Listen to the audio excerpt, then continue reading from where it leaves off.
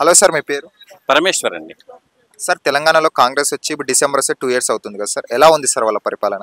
వారి పరిపాలన అంటే అంతంత మాత్రంగానే ఉంది.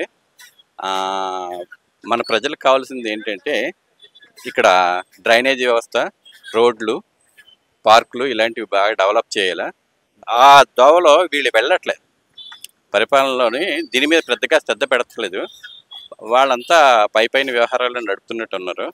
వీరు కొంచెం ఈ రోడ్ల వ్యవహారాల్లో కొంచెం చొరవ తీసుకొని నాణ్యమైన రోడ్లు వేయించడం, ఉన్న వాటిని బాగు చేయించడం, నాళాలు అవి కొంచెం బాగా చేయించి కొంచెం మురుగునీరు తొందరగా వర్షం కురిస్తే వెంటనే వెళ్ళేలాగా కొన్ని కార్యక్రమాలు చేపడితే కొంచెం ప్రజల్లో కొంత అశాంతి కొంచెం తగ్గుతుంది.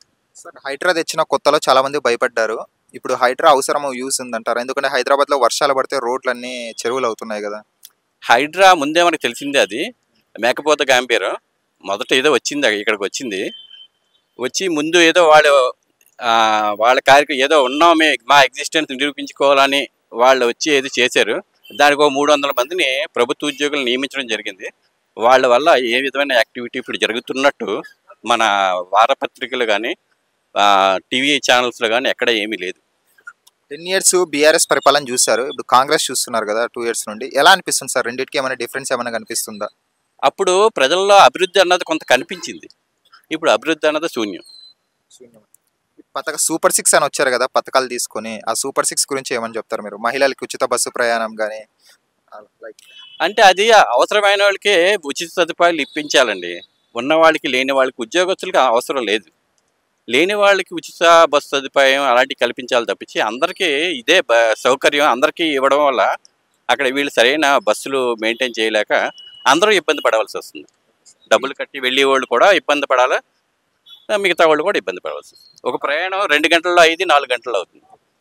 ఇప్పుడు ప్రజెంట్ చూసుకుంటే స్టేట్లో బీఆర్ఎస్ పరిస్థితి కానీ బీజేపీ పరిస్థితి కానీ ఎలా అనిపిస్తుంది? రెండు అంటే ఇప్పుడు ఏం చెప్పలేమండి. గత ఇంకా 3 సంవత్సరాల వరకు ప్రభుత్వం ఉంది కాబట్టి ఆ 3 సంవత్సరాల్లో వీళ్ళ యొక్క పరిస్థితులు మారిపోతాయి. జన సమీకరణ కదా ఇప్పుడు మన వ్యవస్థలోని. ఎన్నికలు అన్నది జన సమీకరణ బట్టి ఆధారపడి ఉంటుంది. ఎన్నికల్లో నెగ్గాలా లేదన్నది, డబ్బులు, మనీ అన్నది మ్యాటర్ ఇక్కడ, మిగతా ఏం కాదండి.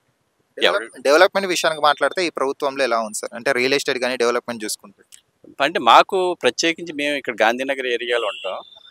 మాకు పెద్దగా ఈ గవర్నమెంట్లో పెద్దగా మార్పులు ఏం కనపడలేదు మాకు. పురోగమనం ఏం కనపడలేదు, తిరోగమనం తప్ప. రైట్. హాయ్ ఫ్రెండ్స్, మా ఫ్యూచర్ టుడే ఛానల్ చూస్తున్నందుకు చాలా థ్యాంక్స్. మరిన్ని లేటెస్ట్ వీడియోస్ కోసం వెంటనే సబ్స్క్రైబ్ చేయండి. అలాగే ఈ బెల్ని కూడా రింగ్ చేసేయండి. మా లేటెస్ట్ వీడియోస్ నోటిఫికేషన్స్ అన్నీ మీ మొబైల్లో వస్తాయి. మా వీడియోస్ మీకు నచ్చితే లైక్ చేయండి, షేర్ చేయండి, నచ్చకపోతే కామెంట్ చేయండి.